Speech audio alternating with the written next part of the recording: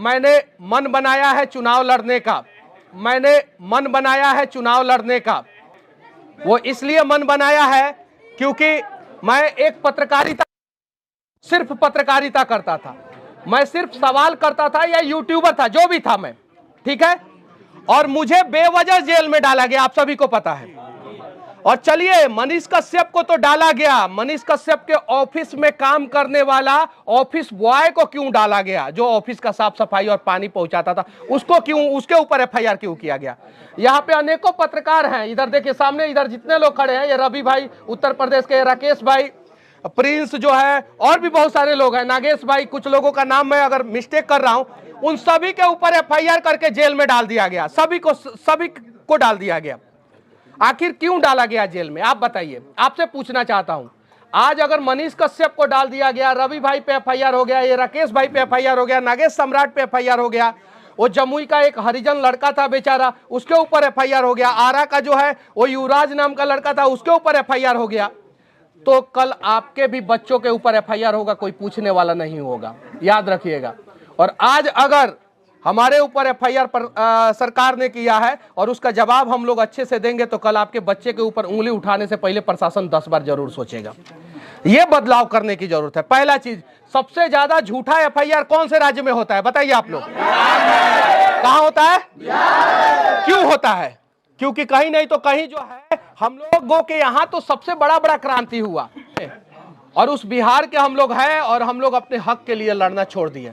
हम किसके लिए लड़ते हैं कि फलानवा नेता हमारा जात का है, अगर उसको कोई बोल देगा तो हम लाठी निकाल के कपार फाड़ देंगे। काहे भाई, क्यों भाई? हमारे बच्चे को अगर किसी ने बोल दिया तो जो बोला है उसका जुबान निकाल लेंगे।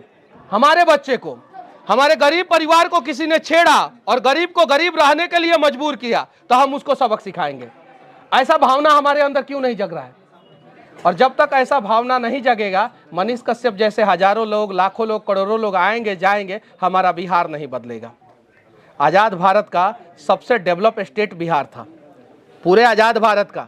फोर्ड फाउंडेशन ने 1963 में सर्वे किया था और कांग्रेस की सरकार थी। कांग्रेस के सरकार में जो सर्वे हुआ था, उस सर्वे के हिसाब से सबसे डेवलप राज्य बिहार था।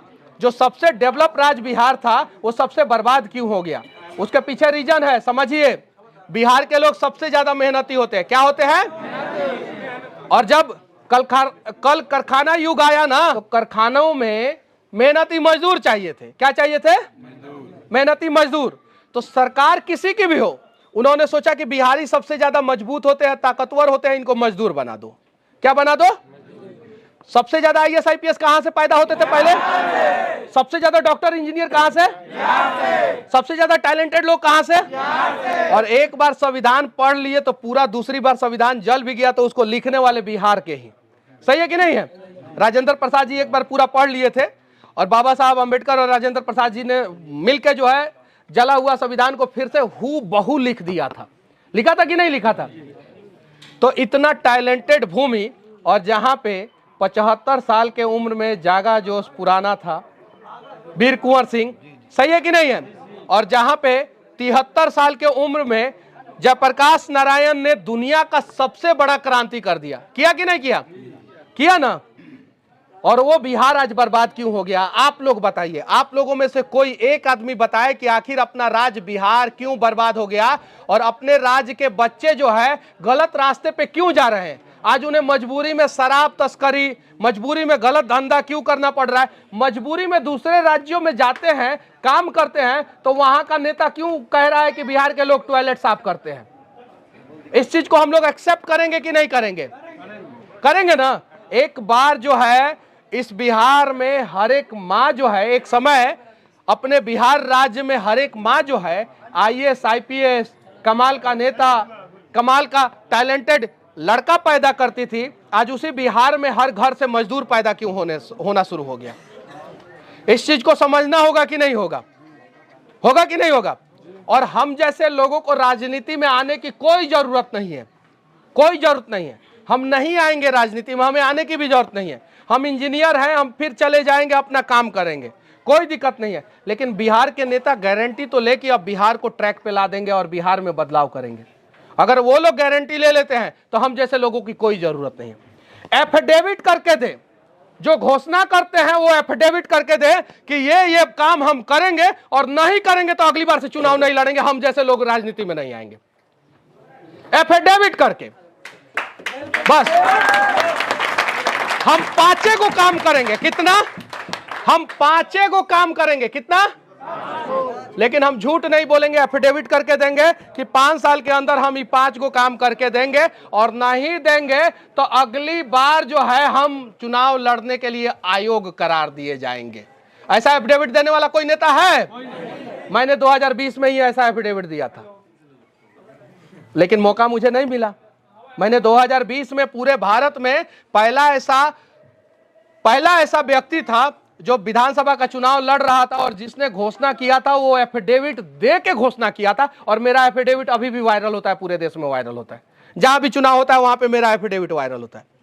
तो बस बिहार के नेता, अगर जितने भी पार्टी के नेता हैं, वो हर एक विधानसभा क्षेत्र में अगर 2-2 नेता, पक्ष और विपक्ष के नेता, एफिडेविट दे के घोषणा करे हम 5 को काम करेंगे, हम 2 को काम करेंगे, 1 को काम करेंगे, लेकिन एफिडेविट दे के घोषणा करे तो मनीष कश्यप चुनाव नहीं लड़ेगा। लेकिन अगर वो लोग झूठ बोलेंगे, अगर वो लोग फिर से धोखा देने का प्रयास करेंगे, तो मनीष कश्यप आएगा, एफिडेविट दे के चुनाव लड़ेगा। ये मैं वादा करता हूं, ये मैं वादा करता हूं। और मैं बिहार के किसी भी सीट से चुनाव लड़ सकता हूं, किसी भी सीट से। मतलब ये नहीं देखूंगा कि ये मेरा घर है, ये जातीय समीकरण है, ये फलाना है, ढिकाना है, ये सब नहीं देखूंगा। ये पार्टी ने टिकट दिया है नहीं दिया, ये सब भी नहीं देखूंगा, ये सब भी नहीं देखूंगा। लेकिन अगर आप लोग चाहते, भाई हमारी जरूरत नहीं है बिहार को, अगर कुछ लोग मेरे विरोधी कहते हैं कि मनीषवा खाली बक बक बोलता है, हमारी जरूरत मत रखिए, हम नहीं आएंगे। हम इंजीनियर थे, फिर बड़ी मुश्किल से इंजीनियरिंग हम पास किए थे, बहुत बार फेल भी हुए भाई हम। अब भाई हम सबके सामने बोल रहे हैं, लेकिन पास हुए इंजीनियरिंग तो कमाल का इंजीनियर बने थे हम। और हमारे कॉलेज में एगो सर ने हमें चैलेंज किया था, अभय सैलार नाम था सर का, कि तुम्हारा प्लेसमेंट नहीं होगा। और सिविल डिपार्टमेंट में सबसे पहले प्लेसमेंट मनीष कश्यप का हुआ था। सबसे पहले GH Rajsoni college, Poona university, उसका सिविल डिपार्टमेंट, और मनीष कश्यप का सबसे पहला प्लेसमेंट।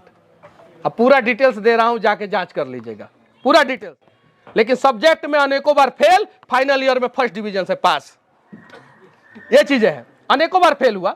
मैथ वैथ जो है हमको थोड़ा सा बहुत ज्यादा सताया, फेल हुआ, लेकिन फाइनल ईयर में फर्स्ट डिवीजन से पास।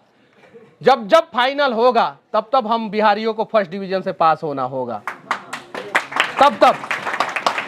और बिहार में चुनाव का फाइनल 5 साल में होता है। 4 साल 11 महीना हम भले आपस में कितना भी लड़े, लेकिन जब फाइनल का बारी आए ना, तो हम बिहारी को एक हो जाना होगा। क्योंकि बिहार से जब बाहर जाते हैं तो हमें कोई पांडे जी, तिवारी जी, पासवान जी, यादव जी नहीं कहता है, हमें सिर्फ और सिर्फ बिहारी के नाम से जाना जाता है। सही है कि नहीं है? और गाली भी जो है हम लोगों को बिहारी के नाम से ही लोग देते हैं। देते हैं कि नहीं देते हैं? अरे मैं गलत बोल रहा हूं तो यहीं पे आप लोग काट दीजिए। और इसमें तो मुझे पता है कि सब लोग मेरे समर्थक नहीं होंगे, 1-2 तो विरोधी होंगे। अरे कोई दिक्कत नहीं है, जीवन में विरोधी खत्म, तरक्की खत्म।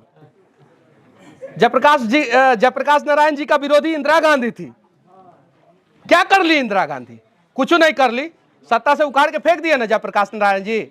और जब इनका देहांत हुआ उसके बाद सत्ता में आई इंदिरा गांधी। जब तक ये जिंदा थे तब तक इंदिरा गांधी सत्ता के सिर सिंहासन पे नहीं बैठी थी। आप लोगों को पता है बात? ये चीजें है। तो विरोधी भी होंगे, कोई फर्क नहीं पड़ता, विरोधी हो समर्थक हो।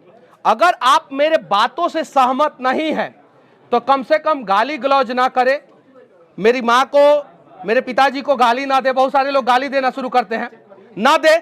आप मेरे से अच्छा काम करना शुरू कर दे, आपके पीछे इतना भीड़ हो जाएगा। सही है कि नहीं है? पता है हम बिहार के लोग जो है सबसे ज्यादा मजबूत होते हैं, दिमाग भी सबसे ज्यादा होता है कि नहीं होता है?